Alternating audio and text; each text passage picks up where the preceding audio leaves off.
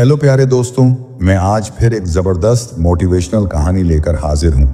ये कहानी है 3 दोस्तों और एक ऐसे राजा की जिसकी किस्मत ने उसके साथ बड़ा अनोखा खेल खेला। इस कहानी में हम जानेंगे क्या मेहनत बड़ी है, अकल बड़ी है, सुंदरता बड़ी है या फिर सबसे ऊपर होती है किस्मत। तो कहानी की शुरुआत होती है एक तपते हुए रेगिस्तान से। दोपहर का समय था और चारों तरफ रेत ही रेत फैली हुई थी, जैसे पूरा इलाका आग बन गया हो। कोई पेड़, कोई जानवर, कोई परिंदा भी नजर नहीं आ रहा था। ऐसे में 3 लड़के जो अच्छे दोस्त थे, लड़खड़ाते हुए रेत में चले जा रहे थे। पहला एक किसान का बेटा था, नाम था धर्मा। दूसरा एक व्यापारी का बेटा, नाम किशन लाल।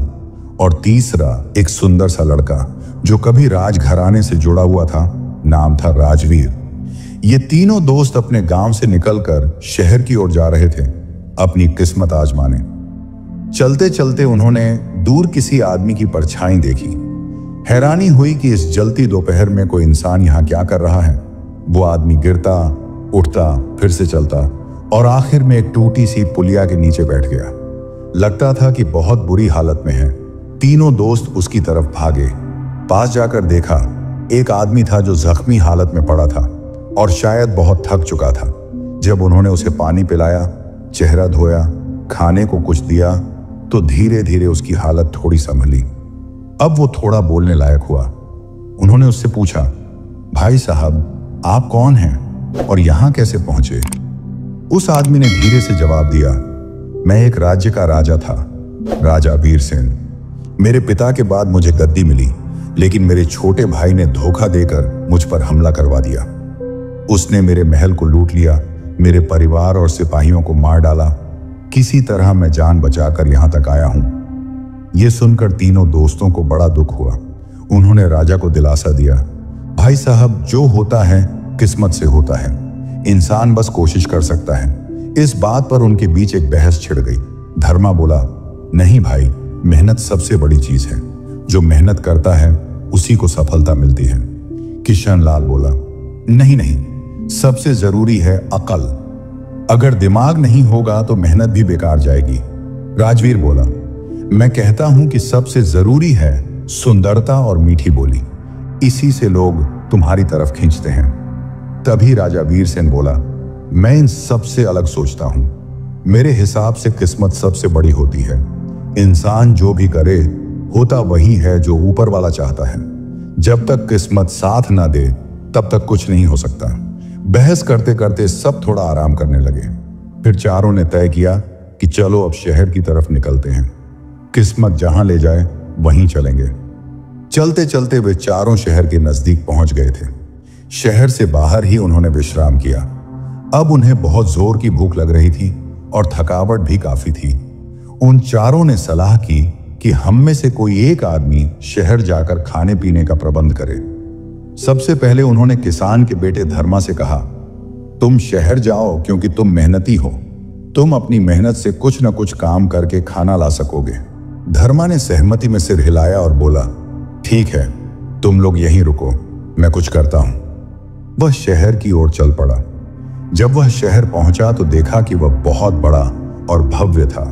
वहां बड़ी बड़ी दुकानें थीं, बड़े सेठ और व्यापारी थे। उसने कई जगह मजदूरी के लिए काम मांगा, लेकिन किसी ने उसे काम नहीं दिया। थक हार कर वह लौट रहा था, तभी रास्ते में उसे एक लकड़हारा मिला। धर्मा ने कहा, भाई, मुझे काम चाहिए, क्या आपके पास कुछ है? लकड़हारा बोला, अगर तुम लकड़ी काट सको तो मेरे साथ जंगल चलो, मैं तुम्हें 10 पैसे मजदूरी दूंगा। धर्मा मान गया और वह लकड़हारे के साथ जंगल में गया। वहां उसने खूब मेहनत करके लकड़ियों का एक बड़ा गट्ठा तैयार किया। फिर वे दोनों उसे लेकर बाजार में पहुंचे और लकड़ियां बेच दी। लकड़हारे ने पैसे लेकर धर्मा को 10 पैसे मजदूरी दी। धर्मा ने उन पैसों से कुछ खाने पीने का सामान खरीदा और अपने साथियों के पास लौट रहा था। रास्ते में उसने शहर के दरवाजे पर लिखा दिया, मेहनत का मूल्य 10 पैसे। और धर्मा वह खाना लेकर अपने दोस्तों के पास आया। सबने मिलकर खाना खाया। अगले दिन बारी आई अमीर खानदान के सुंदर युवक राजवीर की। साथियों ने कहा, तुम्हें अपनी सुंदरता और मीठी वाणी पर गर्व है, तो जाओ और शहर से हमारे लिए खाना लेकर आओ। राजवीर तैयार होकर शहर की ओर गया। दोपहर तक भटकता रहा, लेकिन किसी ने उसकी बात नहीं सुनी। थककर वह लौट रहा था कि एक चित्रकार मिला। उसने राजवीर को देखकर कहा, बेटा, तुम्हारा चेहरा बहुत सुंदर है। मैं एक चित्रकार हूं, तुम्हारी तस्वीर बनाना चाहता हूं, जिसे ऊंचे दामों पर बेच सकूं। बदले में मैं तुम्हें 2 चांदी के सिक्के दूंगा। राजवीर मान गया। चित्रकार उसे घर ले गया और उसकी बहुत सुंदर तस्वीर बनाई। फिर 2 चांदी के सिक्के देकर उसे विदा किया। राजवीर ने बाजार से खाने पीने की चीजें, नए वस्त्र और जूते खरीदे और अपने दोस्तों के पास लौटने लगा। रास्ते में उसने शहर के दरवाजे पर लिखा देखा, मेहनत का मूल्य 10 पैसे। राजवीर ने उसके नीचे लिख दिया, सुंदरता का मूल्य 2 चांदी के सिक्के। और उनके बाद वह सब कुछ लेकर अपने दोस्तों के पास गया। सबने मिलकर खाना खाया और राजवीर की चतुराई की सराहना की। तीसरे दिन बारी आई व्यापारी के बेटे किशन लाल की। साथियों ने कहा, तुम्हें अपनी बुद्धिमानी पर विश्वास है तो जाकर साबित करो कि अकल से क्या कुछ हासिल किया जा सकता है। किशन लाल शहर पहुंचा। कई जगह काम ढूंढा, लेकिन कुछ हाथ ना लगा। तभी उसने देखा कि शहर की भीड़ एक दिशा में जा रही है। पूछने पर पता चला कि समुद्र के किनारे एक बड़े सौदागर का जहाज आया है, जिसमें अनमोल वस्तुएं हैं, परंतु कोई खरीदार नहीं, क्योंकि कीमतें बहुत ऊंची थीं। सभी लौट गए, पर किशन लाल वहां रुका रहा। उसने सौदागर से कहा, मैं आपका पूरा माल खरीदना चाहता हूं। काफी बातचीत के बाद सौदा तय हुआ, 1000 सोने की अशर्फियों में। किशन लाल ने कहा, कल मैं आपको पैसे दूंगा। वह लौटकर शहर गया और लोगों से बोला, मैंने वह सारा माल 1200 अशर्फियों खरीद लिया है और मैं वो सारा माल 1200 सोने की अशर्फियों में बेचने के लिए तैयार हूं। लोगों को यह सौदा बहुत सस्ता लगा और वे माल खरीदने को तैयार हो गए। किशन लाल ने 1200 अशर्फियां इकट्ठी की, जिनमें से 100 देकर सौदागर से माल लिया और बाकी 200 अपने पास रखी। वापस जाते हुए उसने शहर के दरवाजे पर लिखा देखा, मेहनत का मूल्य 10 पैसे, सुंदरता का मूल्य 2 चांदी के सिक्के। उसके नीचे किशन लाल ने लिख दिया, बुद्धि का मूल्य 200 स्वर्ण मुद्राएं। इतना लिखने के बाद वह अपने दोस्तों के पास पहुंचा। उनके लिए भोजन, वस्त्र और मूल्यवान उपहार लेकर आया। सभी ने मिलकर खुशी मनाई। कुछ दिनों तक वे उसी धन से मौज करते रहे, लेकिन आखिरकार वह भी समाप्त हो गया। अब बारी थी उस घायल बादशाह वीरसेन की, जिसे उन्होंने मरुस्थल में पाया था। अब वीरसेन के साथी उससे कहने लगे, वीरसेन, अब तुम्हारी बारी है। तुम हमेशा कहते हो कि हर चीज किस्मत पर निर्भर है, तो अब तुम जाकर शहर में खाने पीने का प्रबंध करो और हमें दिखाओ कि किस्मत इंसान का साथ कैसे देती है और कैसे उसी किस्मत से जिंदगी में कामयाबी के दरवाजे खुलते हैं। ये सब सुनकर वीरसेन बोला, ठीक है साथियों, अब मैं शहर जा रहा हूं। परमात्मा की कृपा और किस्मत के सहारे देखता हूं कि क्या वह मेरा साथ देती है या नहीं। इतना कहकर वीरसेन शहर की ओर चल पड़ा। चलते चलते वह शहर में पहुंच गया। उसने देखा कि शहर बहुत सुंदर है, हर तरफ रौनक है और तरह तरह के व्यापार चल रहे हैं। दुकानों पर भीड़ है, सब कुछ जीवंत है। अभी वह इन सब को देख ही रहा था कि एक ओर भीड़ और शोरगुल सुनाई दिया। वह नजदीक जाकर देखने लगा कि क्या हो रहा है। पूछने पर पता चला कि शहर का बादशाह मर गया है और लोग उसके निधन पर विलाप कर रहे हैं। वीरसेन आश्चर्य से यह सब देख रहा था। कैसा होगा वह बादशाह जिसकी मौत पर लोग इतना दुख मना रहे हैं। इतने में बादशाह की अंतिम यात्रा आ गई। उसका पार्थिव शरीर फूलों से सजे रथ पर ले जाया जा रहा था। साथ में राज्य के मंत्री और सैकड़ों लोग चल रहे थे। जब रथ वीरसेन के पास से गुजरा तो एक मंत्री ने वीरसेन को गौर से देखा। वह अजनबी लग रहा था, शोक में भी शामिल नहीं था। मंत्री को शक हुआ कि यह कोई परदेसी है या शायद कोई जासूस जो किसी दूसरे राज्य से आया है। मंत्री ने अपने सैनिकों को आदेश दिया, इसे पकड़कर मेरे सामने लाओ। सैनिकों ने वीरसेन को पकड़ लिया और मंत्री के सामने प्रस्तुत किया। मंत्री ने पूछा, नौजवान, तुम कौन हो और यहां क्या कर रहे हो? तुम इस राज्य के नहीं लगते। वीरसेन बोला, नहीं, मैं इस राज्य का नहीं हूं। मैं कभी एक अन्य राज्य का राजा था, लेकिन तकदीर ने ऐसी करवट ली कि आज दर दर भटक रहा हूं। मेरे साथी मुझसे दूर हैं और मैं यहां अकेला हूं। यह सुनकर मंत्री को और भी संदेह हुआ। उसने कहा, क्या तुम्हें मालूम है कि किसी दूसरे राज्य में इस तरह घूमना कितना खतरनाक हो सकता है? तुम कहीं हमारे राज्य के भेद लेने तो नहीं आए हो? वीरसेन ने बहुत समझाया, लेकिन मंत्री नहीं माना। उसने सिपाहियों को आदेश दिया, इसे जंजीरों में बांध दो और कारागार में डाल दो। शाम होते होते वीरसेन को कैद खाने में बंद कर दिया गया। इधर राजा की अंतिम क्रिया पूरी हो चुकी थी। सब लौट चुके थे, पर मंत्री चिंता में था। राजा का कोई पुत्र नहीं है, न कोई उत्तराधिकारी। अब राज्य का वारिस कौन बनेगा? तभी मंत्री को याद आया कि राजा ने मरने से पहले एक पत्र दिया था और कहा था, मेरे मरने के बाद यह पत्र पढ़ना। मंत्री ने वह पत्र खोला और पढ़ा। उसमें लिखा था, मेरे जाने के बाद उस व्यक्ति को राजगद्दी दी जाए जो वेदों और ज्ञान में निपुण हो। उससे कुछ गूढ़ प्रश्न पूछे जाएं और यदि वह उनके उत्तर दे दे तो उसे मेरा उत्तराधिकारी घोषित किया जाए, चाहे वह कोई भी हो। मंत्री ने जब यह खत पढ़ा तो बादशाह के इस निर्णय को देखकर आश्चर्यचकित रह गया। उसने सोचा, यह कैसा फैसला है? अब हम किसे इस राज्य का उत्तराधिकारी बनाएंगे? कुछ देर सोचने के बाद मंत्री ने राज दरबार के सभी उच्च अधिकारियों को बुलाकर एक विशेष बैठक बुलाई। मंत्री ने कहा, बादशाह ने मरने से पहले मुझे जो यह पत्र दिया था उसमें स्पष्ट रूप से यह सब कुछ लिखा है। अब हमें क्या करना चाहिए? दरबार में उपस्थित अधिकारियों ने सलाह दी, मंत्री जी, क्यों न हम कुछ विद्वान लोगों से इस पत्र में लिखे गए प्रश्न पूछें।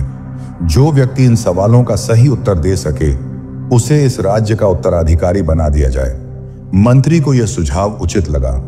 उसने राज्य के प्रमुख विद्वानों को बुलवाया और उनसे वे प्रश्न पूछे जो बादशाह ने लिखे थे, लेकिन कोई भी व्यक्ति उन प्रश्नों का संतोषजनक उत्तर नहीं दे सका। मंत्री चिंता में पड़ गया और सोचने लगा, क्या मेरे राज्य में कोई भी योग्य विद्वान नहीं है?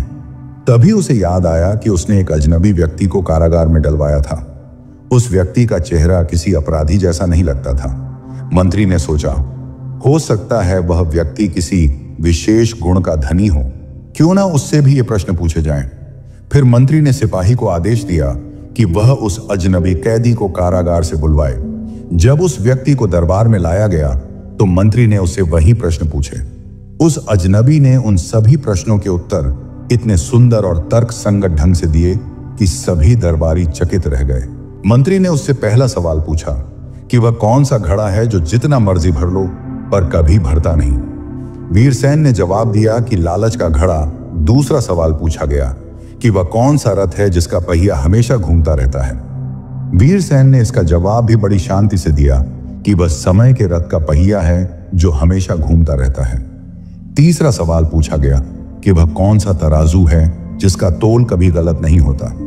वीरसेन ने इसका जवाब दिया कि इंसाफ का तराजू। अगला सवाल पूछा गया कि वह कौन सा घड़ा है जो एक ना एक दिन भरता जरूर है। इसका जवाब वीरसेन ने दिया कि पाप का घड़ा। आखिरी सवाल पूछा गया कि वह क्या है जिसे जितना मर्जी छुपाया जाए लेकिन वह सामने आ ही जाता है। वीरसेन का जवाब था सच, यानी सच्चाई, जिसे कोई भी छुपा नहीं सकता। इसके अलावा भी और कई तरह के सवाल वीरसेन से पूछे गए। उसने सभी सवालों का बिल्कुल सही सही जवाब दिया। दरबारियों और मंत्री ने कहा, नौजवान, तुमने इन सभी प्रश्नों के बिल्कुल सही उत्तर दिए हैं। तुम्हें राजकाज और वेदों का उत्तम ज्ञान है, इसलिए महाराज की आज्ञा के अनुसार तुम राजगद्दी के योग्य हो। महाराज ने अपने निधन से पूर्व एक पत्र लिखा था जिसमें उन्होंने यह विशेष निर्देश दिया था कि राज्य की बागडोर उसी को सौंपी जाए जिसे राजकाज का संपूर्ण ज्ञान हो, चाहे वह कोई भी हो। यह सुनकर सबने वीरसेन को राजगद्दी पर बैठा दिया। पूरे राज्य में खुशी की लहर दौड़ गई। जगह जगह उत्सव मनाए गए। एक भव्य हाथी को सजाकर उस पर वीरसेन को बैठाया गया और नगर में भव्य जुलूस निकाला गया। उधर वीरसेन के जो मित्र जंगल में थे उन्होंने 2-3 दिन प्रतीक्षा की। जब वीरसेन नहीं लौटा तो उन्होंने सोचा, चलो नगर चलकर देखें कि उसके साथ क्या घटित हुआ है। जब वे नगर पहुंचे तो गली कूचों में वीरसेन को ढूंढने लगे। तभी उन्होंने एक भव्य जुलूस आता हुआ देखा। उस जुलूस में घुड़सवार सैनिक, मंत्री, दरबारी और असंख्य जनसामान्य आगे पीछे चल रहे थे। हाथी पर बैठा एक सुंदर नौजवान था। जब उन्होंने ध्यान से देखा तो पाया यह तो उनका मित्र वीरसेन ही है। वे चकित रह गए। वीरसेन राजा कैसे बन गया? फूलों की वर्षा हो रही थी। लोगों की भीड़ में हाथी पर बैठे वीरसेन की नजर जब अपने मित्रों पर पड़ी तो वह मुस्कुराया और उन्हें अपने पीछे आने का संकेत किया। वो तीनों पीछे पीछे आने लगे। वीरसेन का भव्य जुलूस जब नगर के मुख्य द्वार पर पहुंचा तो हाथी पर सवार वीरसेन की दृष्टि द्वार पर लिखे हुए शब्दों पर पड़ी। वहां लिखा था, मेहनत का मूल्य 10 में से, सुंदरता का मूल्य 2 चांदी के सिक्के और बुद्धि का मूल्य 2 100 सोने की अशर्फियां। यह पढ़कर वीरसेन मुस्कुराया। उसने तुरंत एक सिपाही को इशारे से बुलाया और कहा, इन पंक्तियों के ठीक नीचे यह भी लिखवा दो, खेल किस्मत का है। किस्मत का मूल्य राजभाग और दुनिया भर की दौलत है। सिपाही ने वैसा ही किया और उन शब्दों के नीचे वीरसेन के आदेशानुसार यह वाक्य भी लिख दिया। इसके पश्चात वीरसेन का भव्य जुलूस नगर से होता हुआ राजमहल की ओर बढ़ गया। जब जुलूस राजमहल पहुंचा तो वीरसेन ने अपने तीनों मित्रों को भीतर बुलाया। अंदर पहुंचकर वीरसेन ने सबको गले लगाकर स्वागत किया और फिर उन्हें वह सारी घटना विस्तार से सुनाई कि कैसे वह इस राज्य का राजा बना। फिर वीरसेन बोला, मैं पहले ही कहता था कि सब कुछ परमात्मा और किस्मत की मर्जी से होता है। जब किस्मत मेहरबान होती है और परमात्मा कृपा करता है तो सोए हुए भाग्य भी जाग जाते हैं। मेरा राजभाग जो मेरे भाई ने मुझसे छीन लिया था, उसी से वंचित होकर मैं तो एक फकीर बन गया था, लेकिन आज किस्मत ने साथ दिया और परमात्मा की मेहर से मुझे फिर से यह राज सिंहासन प्राप्त हुआ। सभी की आंखों में खुशी के आंसू बह रहे थे। दोस्तों ने वीरसेन से कहा, तुम बिल्कुल सच्चे थे दोस्त, और यह तुम्हारा ईश्वर पर भरोसा है जिसने तुम्हें सफल बना दिया। वीरसेन कहने लगा, जीवन में मेहनत, अक्लमंदी, सुंदरता, इन सभी गुणों का होना बहुत जरूरी है, लेकिन मुझे जो यह राजपाट मिला है यह तो मेरे परमात्मा का मेरे लिए पुरस्कार है। वह जिसे चाहे इज्जत दे और जिसे चाहे बेइज्जत कर दे।